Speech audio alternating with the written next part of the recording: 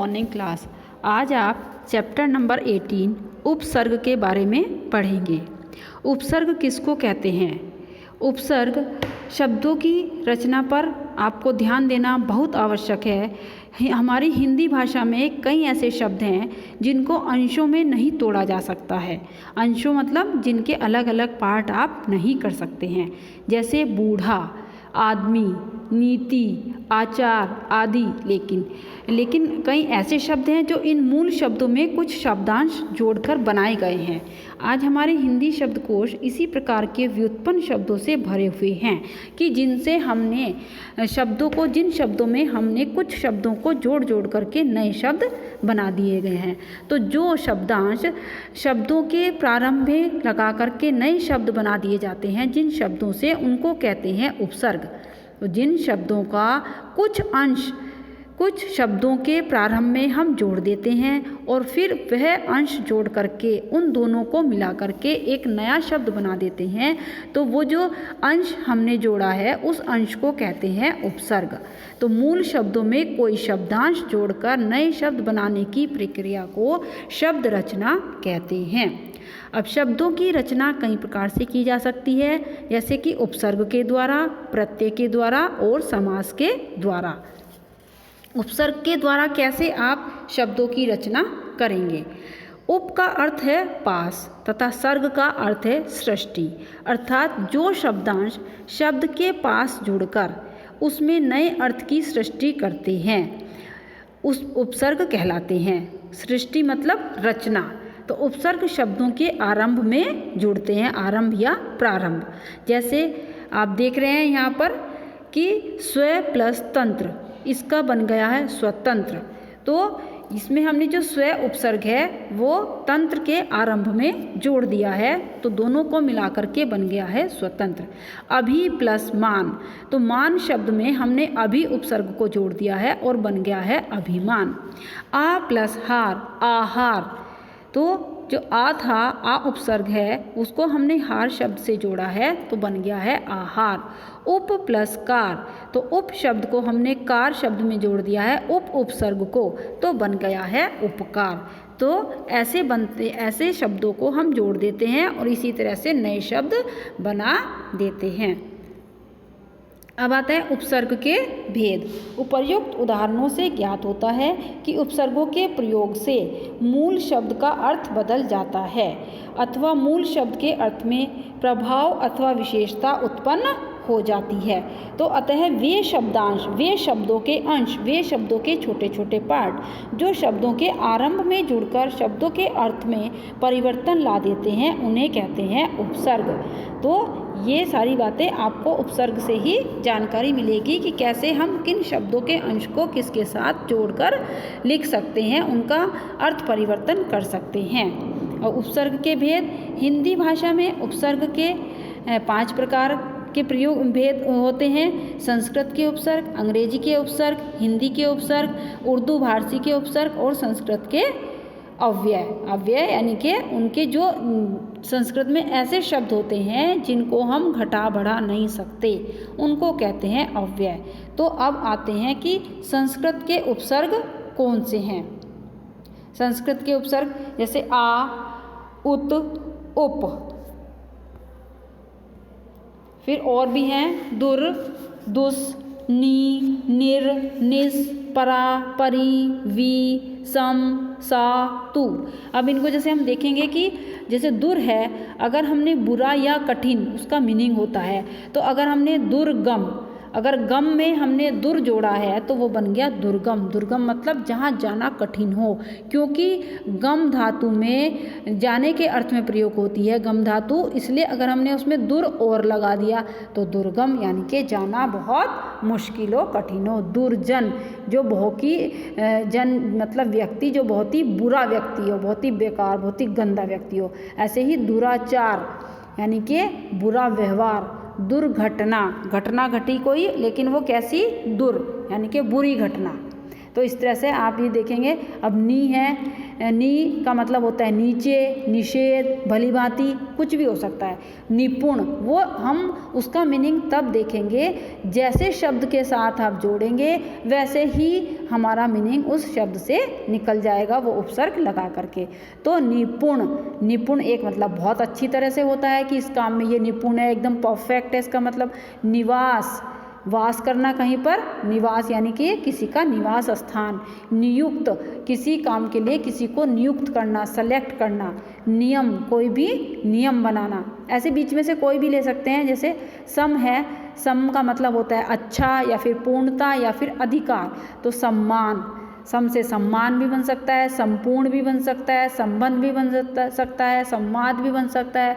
इस तरह से बहुत सारे शब्द आप बना सकते हैं। अब ये होते हैं आते हैं हिंदी के उपसर्ग। हिंदी के उपसर्ग अ, अध, उन, ओ, क, कु, सा, सु, दु, नी, भर, चो, पर, बिन आदि और भी बहुत सारे होते हैं, परंतु सारे देना यहाँ पर संभव नहीं है। तो कुछ आप देखते हैं। जैसे अ उपसर्ग है, उसका मतलब होता है अभाव या फिर निषेध। अगम, अछूत, अशांत, अमर। अब देखो मर शब्द में अ लगा दिया, मर का मतलब मरना, और आ लगा दिया तो हो गया वो अमर, यानी कि वो कभी मरेगा ही नहीं। तो एकदम से उपसर्ग लगाने से कितना मीनिंग चेंज हो जाता है। अगम, यही यहाँ पर कि जहाँ पर ना जाया जा सके। अछूत, अशांत। ऐसे और कोई ले लेते हैं। ओ का मतलब होता है हीन या फिर निषेध। औजार, औगुण, औसर। दू का मतलब ये होता है बुरा या फिर हीन, दुखद। दुबला, दुलार। भर का मतलब होता है पूरा, भरपूर, भरमार, भरपाई, भरसक। तो ऐसे हम शब्दों में कुछ शब्दों के अंश लगा करके उनका परिवर्तन, उनका अर्थ परिवर्तन कर सकते हैं, जिनको कहते हैं उपसर्ग। फिर है अंग्रेजी के उपसर्ग। Assistant, chief, journal, deputy, vice, सब। अब असिस्टेंट देखो, असिस्टेंट का मतलब होता है किसी का भी सहायक, कोई हेल्पर। तो हम असिस्टेंट टीचर भी कह सकते हैं, असिस्टेंट मैनेजर भी कह सकते हैं, असिस्टेंट सेक्रेटरी भी कह सकते हैं, असिस्टेंट वो क्या प्राइम मिनिस्टर भी कह सकते हैं, असिस्टेंट हेडमास्टर भी कह सकते हैं, असिस्टेंट वो भी कह सकते हैं, प्रिंसिपल भी कह सकते हैं। तो बहुत सारी चीज़ें हम असिस्टेंट के साथ कह सकते हैं। चीफ, ऐसे ही चीफ है, चीफ का मतलब होता है मुख्य यानी कि प्रधान। चीफ मिनिस्टर, चीफ कमिश्नर आदि। जनरल, प्रधान, इसका मतलब होता है प्रधान। General secretary, general manager, general principal, कुछ भी हो सकता है, बहुत सारे। जनरल डॉक्टर, जनरल डायरेक्टर, ऐसे जनरल के साथ हम बहुत सारे शब्द बना सकते हैं। डिप्टी, डिप्टी का मतलब भी होता है उप या फिर सहायक। Deputy commissioner, deputy director, deputy chief, ऐसे। तो चीफ भी आ गया उसमें और डिप्टी भी आ गया। तो डिप्टी चीफ यानी कि जो चीफ है, जो मुख्य है, उसका डिप्टी, उसका सहायक। ऐसे ही vice, vice principal, vice president आदि। सब, नीचे, अधीन, सब इंस्पेक्टर, सब कमेटी आदि। तो इस तरह से हम इन शब्दों में परिवर्तन कर सकते हैं। फिर आता है उर्दू फारसी के उपसर्ग। कम, खुश, गैर, बद, बे, ला, हम, ना, सर। संस्कृत के अव्यय। पहले हमने पढ़े थे संस्कृत के उपसर्ग, अब पढ़े थे हमने संस्कृत के अव्यय।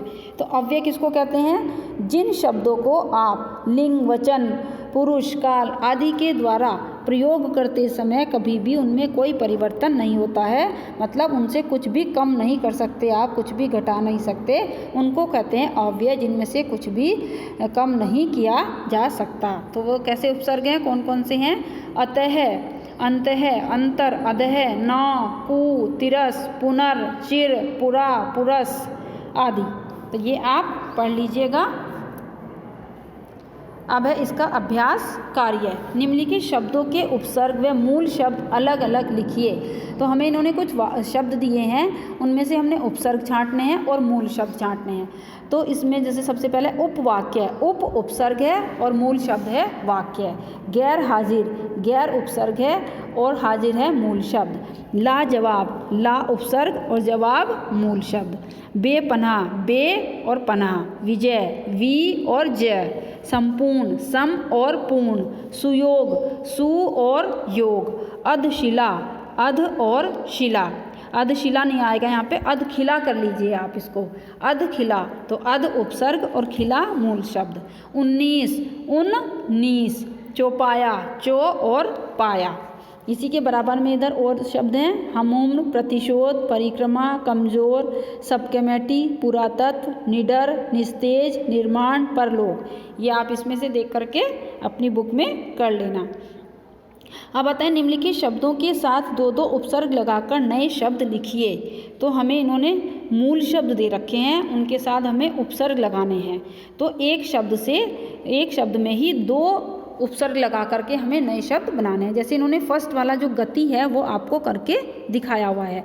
गति में इन्होंने पहले प्र लगाया, प्रगति बन गया, फिर सु लगाया तो सुगति बन गया। इसी तरह से आपको दिन, मान, नाम, तंत्र, डर, यश, इन शब्दों के बनाने हैं। तो दिन, प्रतिदिन, दुर्दिन, मान, सम्मान, अपमान, नाम, बेनाम, अनाम, तंत्र, स्वतंत्र, परतंत्र, डर, निडर। एक इसका दूसरा भी कोई ढूंढेंगे वो बना देंगे। यश, सुयश, अपयश। अब है क्वेश्चन नंबर 3, निम्नलिखित उपसर्गों से 3 नए शब्द बनाइए। अब इन्होंने पहले हमें मूल शब्द दिए तो उनमें उपसर्ग लगाने थे। अब ये इन्होंने हमको उपसर्ग दिए हैं, उनसे हमें वो बनाने हैं, शब्द बनाने हैं। जैसे इन्होंने पहले वाला ही बना करके दिखाया हुआ है, प्र उपसर्ग है, उसमें प्रगति, प्रमाण, प्रवचन कुछ भी लगा सकते हैं, ठीक है। और दूसरा है अभि, अभिमान, अभिराम, अभिव्यक्त, ऐसे। सु, सुयोग्य, सुगम, सुपुत्र। अब है वि, वियोग, विपुल, विशेष, बे, बेनाम, बेपनाह, बेहिसाब, ला, लाइलाज, लापता, लापरवाह, deputy, deputy commissioner, deputy manager, deputy director, नी, नियम, निपुण, निडर। अब है निम्नलिखित शब्दों के लिए उचित उपसर्ग चुनकर सार्थक शब्द लिखिए।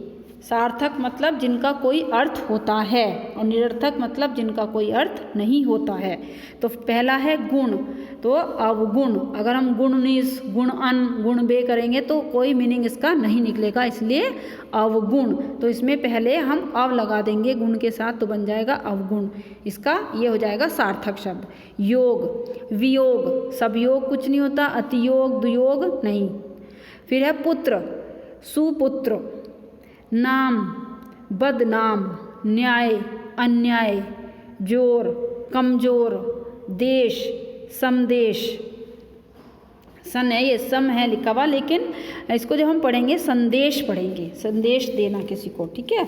सर्ग, विसर्ग, विद्या, दुर्विद्या, दुविद्या, दुविधा, अच्छा सॉरी ये विधा लिखा है, विधा, तो दुविधा, दुविधा में पढ़ना, संशय में पढ़ जाना जिसको कहते हैं। ज्ञान, समज्ञान, ठीक है। तो ये हो गया आपका उपसर्ग का चैप्टर। अगर कोई प्रॉब्लम होगी तो आप इसको लाइव क्लास में पूछ सकते हैं। Okay, thank you.